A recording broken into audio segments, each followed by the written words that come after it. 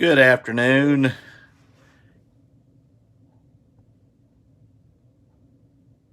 Y'all are waiting for me to say it. eBay resellers and YouTube fans. The Cap guy here on a great day in Oklahoma. Hit 3 estate sales this morning, and one of them, the first one, was a really good one. The other two were decent. I'll get into those in a few minutes and show you what I bought. I wanted to go over, had some ideas, and I wanted to basically talk to some suggestions, I guess, or what you want to hear from me. What do you want to know about what I do as far as making money, other than going out and searching for stuff and looking it up? What I'm looking for, what I stay away from. I can do some videos on that, besides just showing what I bought and sold. Things that I'm looking for, what you should be looking for. Everybody's different. When you go to these garage sales, thrift stores, estate sales, everything, everybody's different what they're looking for. Some are looking for glassware and vintage knickknacks and china and video games. I mean, it's all over the board, and you can make money at just about anything you do if you work at it. I mean, little Hot Wheels cars. Today I was at an estate sale, and again, I'll get into it in a few minutes, but I found about 4 figures from the 70s. Now, that's the original Star Wars figures. They're small figures, but they have a value, and that's when Star Wars came out originally. So some of them are a little more common than others, but I'll show you when I get to them. And some vintage Hot Wheels, Matchbox. I mean, some of these things go for really high money. I have a couple of motorcycles that I found in the bins, and one of them is online for almost $99. I was kind of shocked that that's what it goes for. But check out my site, Texas 43 Blue, online, all one word, on eBay, and you'll see it listed along with a chopper that goes for about $30. But again, when you're getting these kind of things for less than a dime a piece, it's you just grab and take them, and then you can research them later, because at that level of cost, you can lose sometimes, and you're always going to get more than your 10 cents back. But sometimes you spend $1 and you make, like yesterday on the bookworm game, paid $1, sold it for almost $50 the same day within 5 minutes of listing it. And then some days you buy something for $1 and you might get $5 for it. Sometimes when I find games and video games that, DVDs that aren't worth a lot of money to the normal public, but they're maybe Disney movies that my grandkids would enjoy or my kids would enjoy, romance comedies, things like that, I give them to them. I mean, when you've got 69 cents a pound and you're buying 5 movies for 69 cents, whereas when you go to a thrift store, they're at least $1. Yard sales are usually $1 to $2 or $3 a piece. You can't go wrong. And yeah, you can quickly get a bunch of them accumulated like I have. And I have quite a collection of my own, of especially the classic movies, the westerns and the military movies, and some of the classic movies like Cool Hand Luke and Grapes of Wrath, some of the great movies. I mean, those were when the movies were really good. I'll get into the things I've sold. Yesterday, when I went through my numbers, I ended up selling 5 items. I had $46.77 invested, and I made $203.93, not counting eBay fees. Still, all in all, a very good day, probably $130, $40 profit day. Today I've sold 5 items already, and one of the things I do from time to time, if you're selling on eBay, when you're scrolling through your listings that haven't sold, if you've got watchers on it, they'll put a little note up there, send an offer to these buyers. And sometimes you have one watcher, and sometimes you have as many as 9 or 10 watchers on an item. I make a decision based on the profit margin that I've got in it as to what I'm going to do. If it's something I want to move and I need to move some inventory, then I'll jump it down $5 to try to get it to move and give the people an opportunity to grab it, because they're on the fence for a reason. Either they don't have the funds to purchase at that time, or they're waiting for me to drop the price. Um, Last night I stayed up an extra hour. I was laying in bed and decided to send a bunch of offers out. I probably sent out about 40 offers. Well, it paid off because I sold 5 items already today, and 4 of them were off offers. So dropping it by $1 or $2 up to $5 is typically what I'll do, um, and it works. So let me show you a few of the things I sold today. The first one is kind of an odd thing. I found it at the bins, so it's about an 18-cent purchase. It's a State Farm. It's a hoop hat. It goes on your head. The band that's red goes on your head, and it's kind of silly, but we do have the NCAA tournament coming up. I had it for $17. I dropped it to $15, and the person snagged it. Of course, they're going to pay the shipping as well, so not a bad profit there. I'm working on some other items here. This Tommy Hilfiger shirt, it's kind of a rugby-style USA shirt. When I bought it, I think I paid $5.35 for it at a Goodwill. It comped out at $48 or so, and I've had it on there for a couple of months, and it just hadn't moved, and I had dropped it to $32 or $33, and then last night I sent the offer out. I put it at $30 plus shipping, and a buyer bought it. So not a bad deal. These Ariat M4 work low-rise boot jeans, sold those for $27.50. I paid $8.38 at Goodwill for them. They were in great shape. I had those in the 30s, 37 for a while, and I kept dropping them down. And then finally I sent an offer, and this gentleman, actually he sent me the offer, and we countered back and forth and finally settled on $27.50 plus shipping. So that's about a $20 profit almost. And then Fuji, it's a gi for I think this one's for Brazilian kung fu or karate. I'm not a martial arts person, but I had found it at the bins too, and it's heavy, so it's probably about a $3.54 gi. I sent a best offer of $19.50 plus shipping on top, and they accepted. And those are already packaged, and I will be making a second trip to the post office. I've got a couple other items that I sold that I'm waiting on people to pay me for. One is a red stripe Jamaica with a bottle opener ball cap. Again, I'm the cap guy, so I sell a lot of that kind of stuff. I still have another one in red online. And then a book that I sold for $8, and I haven't been paid yet. Sometimes you go 2 or 3 days, and I send messages and invoices and reminders, and they don't ever pay, so you have to relist the item and get your money back. I'd say out of 25 transactions, that probably happens 2 or 3 times. So usually with people that don't have much in the way of feedback. One of the biggest things I think as a seller that I do, and I think I do very well, is when you buy something from me, if you buy it in the evening or in the afternoon, the next morning it's in the mailbox to you.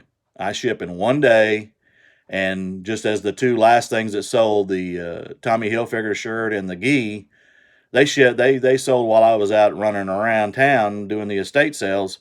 I've already got those in packages and ready to go. So when I go out in about a half hour or so, I'll mail them again. I'll swing by the post office again, and it's about 3 miles from me. So, but that kind of customer service goes a long way. I see a lot of people that have feedback, and you're rated on eBay with stars on communication, the item description being accurate, the shipping speed, and the shipping cost. And I'm always rated the highest, especially on shipping speed, because sometimes I'll ship something on Friday, and then it'll be in Pennsylvania on Monday, and that's first class. So just like in trucking, we would have pallets ship on Friday, and sometimes they'd be in Pennsylvania or somewhere like that on Monday. It's all in how the system runs. It's all in how the schedules run. But you get that extra time, even though those transit days don't count on the weekend. With the Postal Service, Saturday counts. With freight companies, it does not.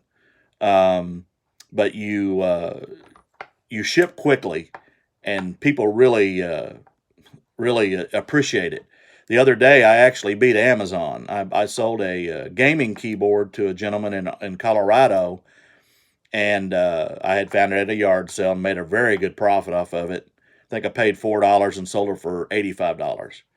And he was amazed, and he sent me a special message and said, here it is. You shipped it, I think it was Saturday after I bought it, and here it is Tuesday or Wednesday of the following week. I can't remember, but he said Amazon's got a package out that came from a neighboring state. Yours is coming from Oklahoma, and yours is out for delivery the same as theirs with a faster shipping, and you shipped a day later, and here I am, and he actually got the delivery by the Postal Service. Now, that's the route carrier's schedule. He got it quicker than Amazon, and Amazon's hard to beat. I'll give him that. So I was tickled when he made that comment. I'm going to get into what I bought today. Some of the things at the estate sales, sometimes it's people downsizing and they call it an estate sale, and sometimes it's unfortunately someone's passed away, and their auction services or their the family. And the first one I went to today was in fact the family, and they were downsizing the lady's belongings. They had a lot of vintage games, so let me show you what I found. I haven't moved these to my room to go through them, but I've kind of looked some of them up. Some of these, the Shake, Rattle, and Roll, I think is an off-take, or is actually the original Yahtzee, because I've looked it up, and that's what it falls under. This is from 1972. And all these I paid $1 a piece for, all these games. Actually, I paid less than $1. I paid about 75 cents a piece. This is Password, 1962. This is Monopoly. I think this is 1961. I've already gone through that one. None of these have major value yet. I mean, we're talking $15, $20 in most cases, but for $1 or less, actually about 75 cents. This one, Chutes and Ladders. That one's probably the least of all of them as far as value, but it's vintage. A chess game from the 70s, and just a plastic chess set, and I didn't even really mean to pick that up. This one right here was the find. It's called Rumicube, and it's from 19... see if I can find it again. 1978. This game goes between $60 and $110 pre-owned, and it's intact. So definitely that was my find at that particular estate sale as far as games go. I do sell Bibles. This Bible is costing out at about $70. I paid $1 for it. It's never been written in. I hope nobody thinks ill of me for selling Bibles.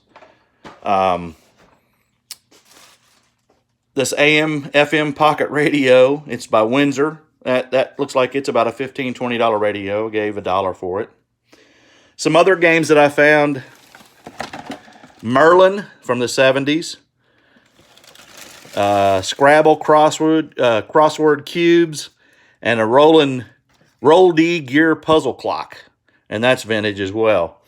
This handheld game is the Brick Game, and I haven't tested it yet. I got to put a battery in it, but I think based on what this house was like, I think this is going to be in great shape. I found a Walkman. It's not Sony. It's Durabrand, but again, it's about $15 or so.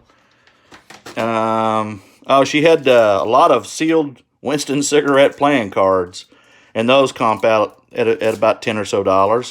Some Green Bay Packer Lambeau Field cards, again, sealed. This deck of cards is a Western Airlines, which I know that doesn't exist anymore. Haven't comped those yet. Let me see what else. This right here, I haven't found it totally, but I think it's a silver-plated Bud vase. It's 1988. It's in the box still. And if I'm not mistaken, that's at least a $30 vase. The other vase that I also bought, and I paid $1 for those, by the way. This one is made in Germany. It looks like PIG. I've tried to find the art number, and there are some of the etched glass. It's crystal, lead crystal. Some of them go for over $100. I haven't found this particular one, and I'll do some more research, and I'll keep y'all updated on it. Here's another old game, Word Rummy. That's from the 70s. I think that's all I got from that sale, besides a putter, I think his name is Jose Boris or something. He played in the 60s, and it's a putter. It's not worth a whole lot, maybe $15, but again, I gave a couple bucks for it. At another estate sale, I found a pair of these brand new. They were $3, and they're track shoes for, not for where I live, pretty much, but they go on your feet and they give you traction. So if you're hiking and you live in a cold place, these are about $20 to $25 new. A Troy Aikman Upper Deck 1993. It's in the case. I gave a buck for it, and it's not worth a whole lot, but he was a great quarterback. I'll give him that. New England Patriots. This is a stamped envelope from the Super Bowl in 2002 when they beat the Rams. Sorry, my brother Darren. He's a big Ram fan. It's an envelope sealed in glass, and it's stamped. I don't know the value of that yet, but I'll look it up. I couldn't find a comp on it. This silicone treadmill stuff is $29 new. It's missing one bottle, so I won't get that, but maybe I can get $10 or $15 for it, and I gave a buck for it. And I ain't even going to tell you why I wanted these. This is a bag of chocolates, and those will probably stay in the house. I found this. It's a Dale Earnhardt Jr., kind of an RC car with a remote. I haven't tested it yet. I gave $5 for it, but that comps out at over $20. And then this is $10. It's a Battlestar Galactica complete series, and it's got all the DVDs and this robot figure in the top. And this box set comps at $40 sold on eBay. So I should make at least $30 off that. I got another RC car. Doesn't comp out quite as much. It's a Radio Shack, radio-controlled Lamborghini Racer, and that's probably a $20, $25. I gave $5 for it. The next thing is Marilyn Monroe calendars, and a lot of collectors of Marilyn Monroe stuff. This is a stack of I'd say about 18 calendars, and they're picture calendars of Marilyn Monroe throughout the years. And this calendar set starts in 2003 and goes to 2017.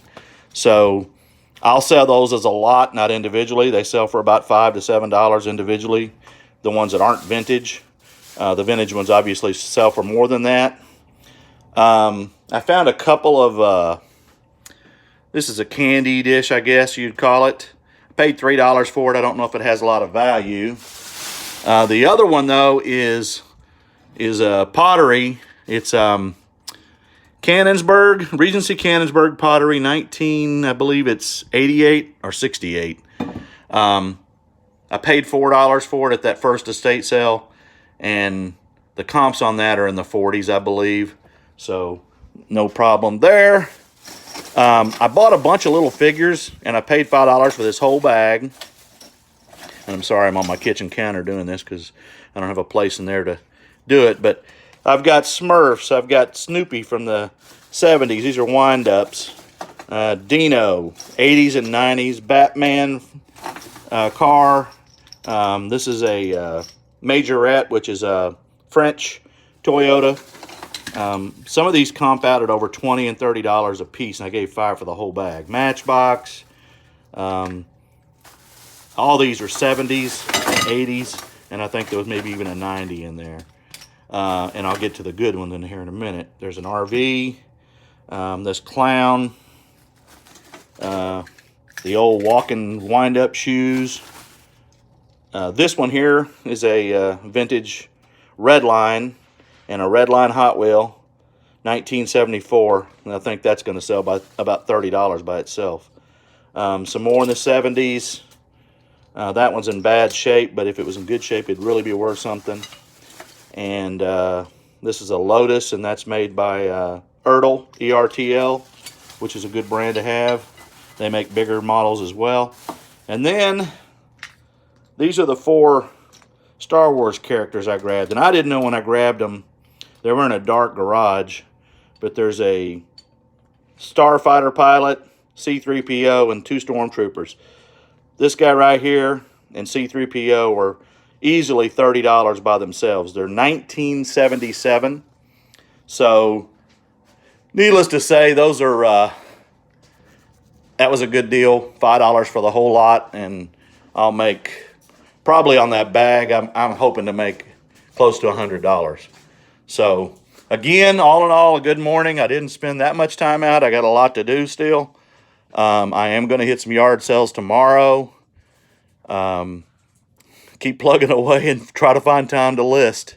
So I'll be doing a lot of listing on Super Bowl Sunday, I think, and in the evenings.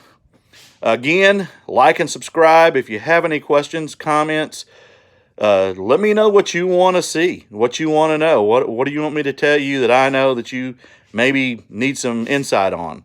I don't know everything, but I know quite a bit. I've been doing it since '04 and full-time for the last year and a half. And as you can see when I go through things, I mean, this is January, and I'm making some pretty good money right now. So I basically just got to get caught up on all that, what they call death pile, because I've got a pretty good death pile waiting on me. Lots of DVDs, video games, and CDs to list. I'll do those in lots. I got all the clothing caught up and all the, I got probably 15 ball caps left to list and some shoes. And then some audio books and things like that. But all in all, I got a lot ahead of me, and I'm looking forward to a good 2020. I hope y'all have a good 2020. Keep plugging away. And again, please like and subscribe. And it's not always the first one out the door that wins, but it sure helps when you get to that places first. Have a great day.